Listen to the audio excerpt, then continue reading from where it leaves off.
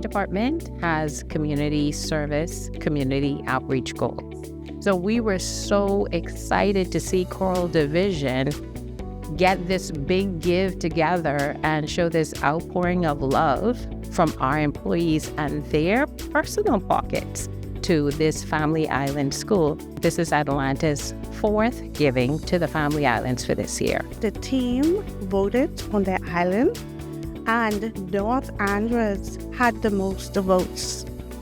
I am so happy to be here on behalf of the Choral Division and finance teams by extension to make this presentation to Ms. Dorr and Lowe Sound Primary School.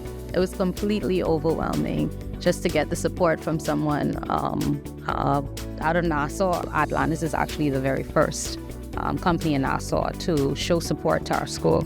It tells me that your staff carries us in your heart. That speaks volume. So I truly appreciate that you guys actually came together and thought about us in that way.